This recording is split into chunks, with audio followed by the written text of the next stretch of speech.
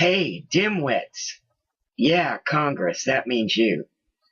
Every single one of you even considering throwing in your yes vote on a Syrian strike for the prancing patsy pansy puppet in the White House. Yeah, you know who you are, and so do we. So here we go again. We the people, seeing something and saying something. Before we get started with our collective statement, though, let's read some words from some intelligent human beings. Obviously, since any connection between intelligence and you people would be an oxymoron a chihuahua couldn't miss, it goes without saying the following people are not elected leaders, but ordinary common sense type Americans. First up, we have Doug Giles, who published an article earlier today. The Pelosi Doctrine. We have to enter Syria's civil war to find out what's in it. Mr. Giles says, you know, I wouldn't have a hard time believing that the USA needs to blow into Syria and rain hellfire down upon Assad and his ilk, except for the following. One, it's their problem. Two, the rebels we'd now be supporting look like a bubble off level. Three, the folks who are selling us this quagmire make Pinocchio look like Moses, and their foreign policies have been as successful as Crystal Pepsi. Four, aren't we a bit late? Let's break the aforementioned down, shall we? Point number one. Aside from international law, which doesn't apply to the Syria scenario, and Article 1, Section 8 of the Constitution, and an acknowledgement of the War Powers Resolution from a pragmatic perspective, shouldn't we let them sort their own business out? Geez, people, we can't even fix Detroit. What the heck are we going to offer Damascus? Earth to Washingtonian dipsticks. Our house first, please. Yes, let's take care of our business for, the next millennium, and then look around the world for some fixer-uppers, okay? Personally, I'm sick of us rushing off to some suckistan at the expense of our troops' lives and billions of dollars from our broke-ass nation to fix folks who wish to remain stuck in the Stone Age. Point number two, the creepy rebels. These freedom fighters look certifiable to moi. They look like terrorists. They sure don't look or act like disgruntled gymnasts pining for democracy, especially that rebel from this summer's video who killed one of Assad's boys and then cut his heart out and ate it. That's cuckoo where I come from. No air support for you. Look, if BHO and Lurch want us to believe the good rebel freedom fighter horse hockey, then they need to shut down YouTube for a while, because vids like the one the New York Times ran this week of these lovelies executing Syrian soldiers while screaming, "Ollie, Ollie, income free," or whatever it is they yell, make folks with a semi-decent BS detector think we've been helping replace something with nothing or worse. If I was president, I wouldn't provide them with air support or a pellet rifle, but rather dump bales of high THC ganja and Yanni CDs in an attempt to get them all to chill out. Point number three. Obama, Kerry, and McCain want us to trust them that injecting the U.S. into Syria's civil war is the right thing to do? Hey, Kukla, Fran, and Ollie, why don't you ask a cop how smart it is to insert oneself into a domestic dispute? This has got bad idea written all over it. This sounds similar to what my redneck cousin Slappy said when he tried to ride a blade on the wind turbine in West Texas. Hey, y'all, watch this. Plus, when did Kerry become the hawkish warmonger? Didn't he caterwaul about U.S. involvement in another civil war a few decades ago? Yes, I believe that he did. In all fairness to Senor Kerry, maybe he's evolved. Maybe he was against involvement in another civil war before he was for it. Maybe his use of Teresa's Botox has short-circuited his synapses. Maybe he didn't know war could be so cool until Obama started it. Who knows? Only John and God know. Furthermore, a lot of folks aren't too stoked on following your lead in Syria, Mr. President, because your recent brain farts in the Middle East have left Libya and Egypt as a hotbed for Islamic lunatics that really hate our guts. And that's not just this right-wing zealot's thoughts. It's also Colbert's, Stewart's, and Kucinich's. You know you're done as a leftist when Dennis and HuffPo go sideways on you. Indeed, the nation is not down with your plan to kill more Syrians, to send them a message not to kill Syrians. And don't bother with the dead children diatribe because, as Colbert said, if you truly gave a crap about the plight of the kiddies, you'd invade Chicago, Planned Parenthood, and your own White House. And finally, aren't we a little late to their war? It's been cranking in earnest for the last 24 months. Aren't the true freedom fighters pretty much dead already?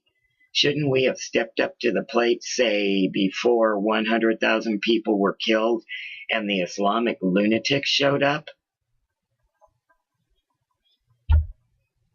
I have to agree with this author. Now the following words are from Herman Woody Hughes, Ph.D., Captain, United States Navy, retired, Professor Emeritus, Pepperdine University, on the Benghazi incident, which we the people now know, without a doubt, is inextricably linked to the Syrian crisis. In fact, it's clear to us, even though you are still trying to help the White House mafia cover it up, that the arming of al-Qaeda and the Muslim Brotherhood through Libya and Turkey led directly to this international dog and pony show. Captain Hughes has some pretty important words to share. Quote, "Here is my story. A week out, the embassy in Tripoli began receiving multiple tips about an al-Qaeda cell in the area planning an attack on 9/11 in response to the killing of bin Laden. For the next several days, the State Department and White House were asked for a security force and were denied at least 6 times. Ambassador Stevens and his team were given the all-clear that the consulate in Benghazi was safe and there was no need for a security force other than his 3 personal guards, one being my cousin, and a few Libyans who were not armed. Then the attack and murders occurred. Immediately, the White House claimed it was a protest gone bad over a YouTube video. Obama made a quick speech in the Rose Garden on September 12th before catching a plane to Vegas to campaign. He made a generic statement at the end of his speech after placing the blame on an overheated protest over the video. He said, 'No act of terror will shake the resolve of America.' Later that day and over the next 2 days, the liberal media began saying Ambassador Stevens and the other 3 men died of smoke inhalation. This was not the case. Out of respect for my cousin, I'm not going to be specific about his murder. However, Ambassador Stevens was brutally murdered. His genitals were cut off, he was sodomized and beaten, and cut and stabbed and burned. He was dragged through the streets and left for dead. This is eyewitness testimony of a local doctor who found the ambassador in a ditch and tried to save his life. He had no idea who he was. The other 3 men, including my cousin, met similar fates, and deaths due to smoke inhalation is 100% fabricated lie. The next week, I drove my aunt and uncle and 2 others to D.C. to receive his body. We met with Hillary, Panetta, and Susan Rice, all of whom apologized and said it was a protest gone bad over a video and exited the area. Next, Obama entered with the same story and didn't apologize and wasn't sympathetic. My aunt cried to this man, and all he did was hand her flowers and walk away. I tried to get his attention, but didn't. I got upset and yelled liar to him, and he kept walking. Then a Secret Service agent grabbed my arm and led me to a room where I was held till the proceedings were over. America, I saw firsthand how cold this man is, what kind of liar he is. Most of you haven't a clue about this tyrant, and yet you support him. and act like every word he says is gospel. These murders and the Fast and Furious cover-ups make Watergate look like a kid who told his BFF's secret to the class. We must stop this man, and please pass this story along. God bless America. This next story many Americans don't know but should. I guess they will after today, huh? American Valor, Benghazi, Libya. The stunning part of this story is that Tyrone Woods and Glenn Doherty killed 60 of the attacking force.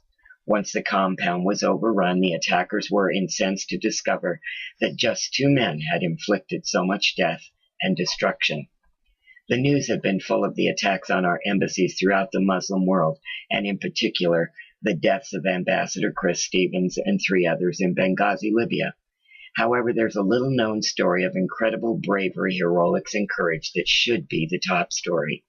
So what actually happened at the U.S. Embassy in Libya? We are learning more about this every day.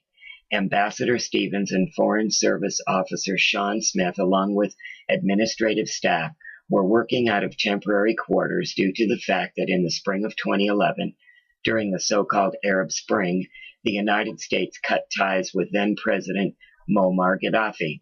Our embassy was looted and ransacked, causing it to be unusable. It is still in a state of disrepair. Security for embassies and their personnel is to be provided by the host nation. Since Libya has gone through a civil war of sorts in the last 18 months, the current government is very unstable and therefore unreliable. A well-organized attack by radical Muslims was planned specifically targeting the temporary U.S. Embassy building. The Libyan security force that was in place to protect our people deserted their post or joined the attacking force. Either way, our people were in a real fix. And it should be noted that Ambassador Stevens had mentioned on more than one occasion to Secretary of State Hillary Clinton that he was quite concerned for his personal safety and the welfare of his people. It is thought that Ambassador Stevens was on a hit list. A short distance from the American compound, 2 Americans were sleeping. They were in Libya as independent contractors working an assignment totally unrelated to our embassy. They also happened to be former Navy SEALs. When they heard the noise coming from the attack on our embassy, as you would expect from highly trained warriors, they ran to the fight. Apparently, they had no weapons, but seeing the Libyan guards dropping their guns in their haste in fleeing the scene, Tyrone Woods and Glenn Doherty snatched up several of those discarded weapons and prepared to defend the American compound. Not knowing exactly what was taking place, the 2 SEALs set up a defensive perimeter. Unfortunately, Ambassador Stevens was already gravely injured, and Foreign Service Officer Sean Smith was dead. However, due to their quick action and suppressive fire, 20 administrative personnel in the embassy were able to escape safely. Eventually, these 2 courageous men were overwhelmed by the sheer numbers brought against them, an enemy force numbering between 100 and 200 attackers, which came in 2 waves. But the stunning part of the story is that Tyrone Woods and Glenn Doherty killed 60 of the attacking force. Once the compound was overrun, the attackers were incensed to discover just 2 men had inflicted so much death and destruction. As it became apparent to these selfless heroes, they were definitely going to lose their lives unless some reinforcements showed up in a hurry. As we now know, that was not to be. I'm fairly certain they knew they were going to die in this gunfight, but not before they took a whole lot of bad guys with them. Consider these tenets of the Navy SEAL Code. 1. Loyalty to country, team, and teammate. 2. Serve with honor and integrity on and off the battlefield. 3. Ready to lead, ready to follow, never quit. 4. Take responsibility for your actions and the actions of your teammates. 5. Excel as warriors through discipline and innovation. 6. Train for war, fight to win, defeat our nation's enemies. And 7. Earn your trident every day. Thank you, Tyrone and Glenn, to the very last breath. You both lived up to the SEAL Code. You served all of us well. You were courageous in the face of certain death.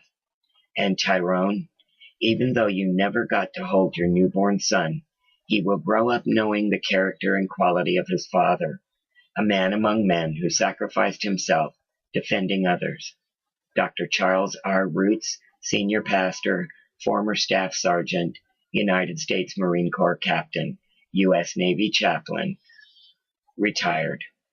This information should be passed on and on.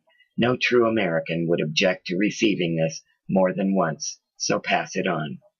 Let us never forget the Hillary Clinton comment, "What difference does it make?" And she wants to be our next president. Well, the beauty of the Second Amendment is that it will not be needed until they try to take it. Thomas Jefferson.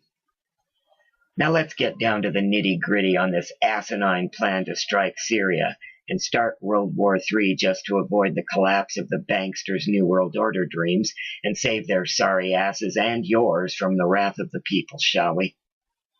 First, let's honor the level-headed Egyptians who stand up for their country, their rights, and shout to the world what's really going on with your Muslim Brotherhood invasion of Egypt. We don't buy the crap on mainstream media about how the people of Egypt love us, are grateful to us, and just can't wait to embrace your Marxist utopian nightmare future you have planned for them. The only reason we, the people, ever turn on a mainstream news channel or listen to one of your pathetic media patsies is so we can make sure we know what kind of crap du jour you have on the plate for this week, and we can be sure to do our homework on it. It's up to us to make sure the bobble-headed entitlement junkies at least get a shot at the truth from time to time. You know, it's a funny thing about the truth. No matter how long you try to ignore it, and no matter how many sneaky ways you people try to hide it, twist it, or rape it, it's always there, never goes away. And sooner or later, just like karma, it bites you in the ass. Poor old Bam Bam.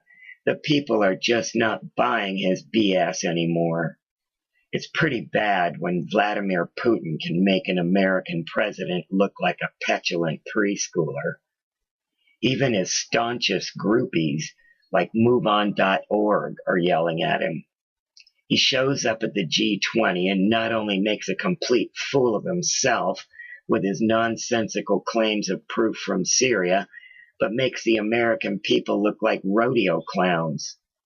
Oh, we do apologize to the rodeo clowns of America. We know you're a cut way, way above our elected traitors in Washington. Point made, though. Then we have the three biggest propaganda prostitutes of the year, hawking their wares at town hall meetings and press conferences. No sooner do we, the people, find out about nuclear warheads being shipped from Deas Air Force Base in Texas, which they're not even supposed to have, to South Carolina, then the same day, dingbat Lindsey Graham announces that if we don't give Obama what he wants, the terrorists will make a nuclear strike on Charleston Harbor. Any ideas where they, the fictitious terrorists, might get those weapons?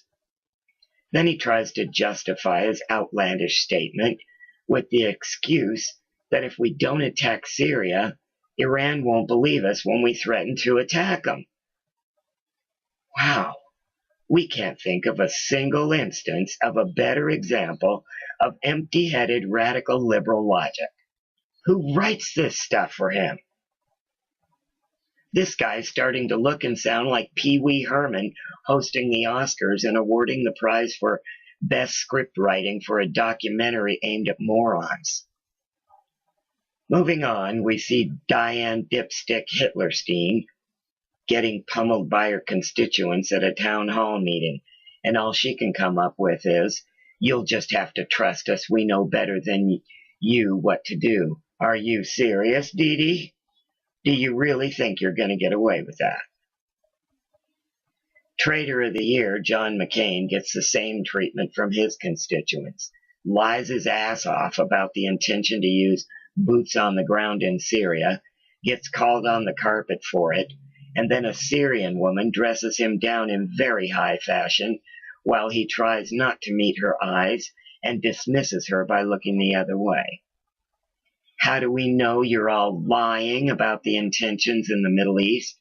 Well, of course, there's General Wesley Clark's interview in March of 2007, where he shared the outline for the planned Middle East wars and takeover to include Syria. There's always that. But better yet, how about tax cheat and crook Charlie Rangel pushing for reinstatement of the draft to include our young women to sacrifice their lives for your filthy agenda? Do you actually think America is going to send our children, young mothers and fathers, to be your cannon fodder for the filthy bankers, the CIA drug trade, and your own individual criminal actions? Really? How dare you declare patriotic Americans to be right-wing radical domestic terrorists with one breath, and then even think about convincing our kids that giving their lives for your corruption, greed, and lust for power is patriotic?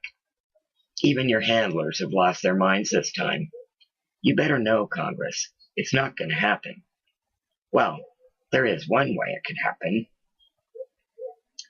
We the people will consider backing and fighting your wars with but one non-negotiable string attached.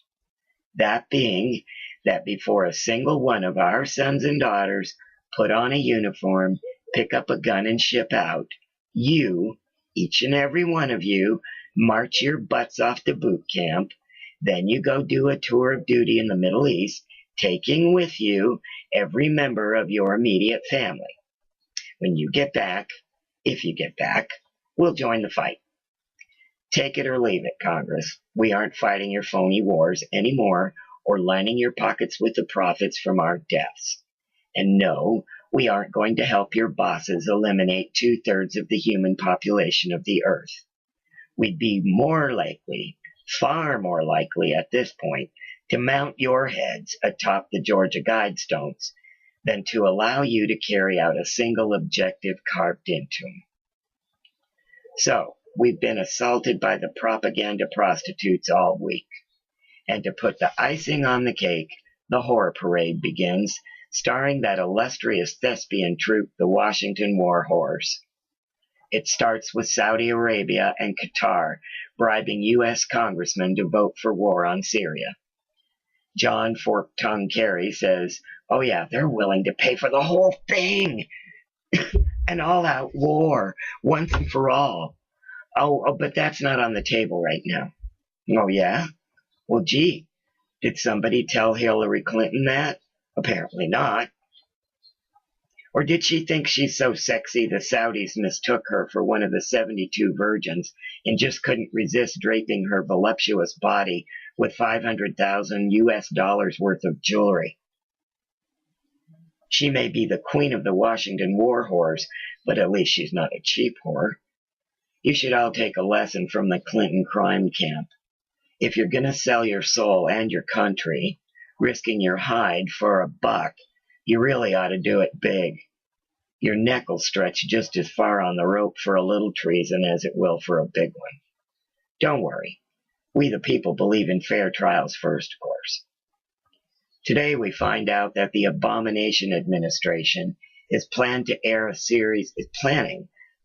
series of disgusting television ads in their attempt to appeal to the hearts and minds of we the people to support their planned genocide in Syria. Too bad for the White House porn pushers that we already know about the fake videos and crisis actors used to produce these offensive, graphic pity blasts. We know, too, who kidnapped and killed those children you'll be exploiting. As it was stated in an article today, it's time to look, one at a time, at each of the most prominent of the terrorists in Syria working for the terror-promoting regimes of the UK and the United States. Who is Nadim Balouch, the one so prominently featured in videos threatening gas attacks against the Syrian people? He is none other than an operative for the UK's Cameron government, along with the Obama White House. This individual saying he is in possession of deadly nerve gas agents, which he will willingly fire on civilians, including women and children, is no stranger to the grand scam of gas attack hoax. He, in fact, is the same terrorist seen on the so-called opposition source video showing gas attack victims. Through his vile spewing he is attempting to spread fear among the Syrian population and attempt to defeat them with mere propaganda and lies. Well, so much for that plan. Are you starting to understand how badly this is going to turn out for you if you defy and betray the will of the people? Do you think we don't know what is in Obama's report on nuclear employment strategy of the United States from June 21st, 2013? Right now, we are so disgusted, we could cheerfully sell tickets to your hangings. But fortunately for you, we the people are not scum bucket thieving criminals like you and your fellow cronies in the hall of government and your greedy corporate sponsored donors, not to mention the impotent old men you answer to. So instead, we'll just embark on a good old-fashioned spring cleaning come 2014 elections. And this time, we'll make damn sure the votes are counted correctly and the polls are kept clean of riffraff like the Racist Patrol, Black Panthers, Acorn Unions, Jesse Jackson, Al Sharpton, Southern Poverty Law Center, and any other group you can come up with to intimidate the people. It's just too bad that many of you are not up for re-election this time. But maybe, just maybe, we the people can think up some very creative ways to oust your butts too. Our advice? Well, there's always the honorable way out. Admit your crimes, resign, and beg our forgiveness, which would be your best chance. But that's never going to happen, is it? You still think your ticket to the bunker is going to be stamped. You're in for a surprise there too, boys and girls. So since you're not about to come clean, give back your ill-gotten gains at the expense of the people, you'd better start giving some thought to where in the world you can be granted asylum, taking nothing with you but your birthday suit. Shouldn't be a problem for many of you since you spend most of your time with your pants down anyway. In any case, the serious show is over, and the box office is bust. We aren't purchasing the tickets. You go. We won't stop you. Enjoy the show. We hear the sound effects are to die for. We are the answer.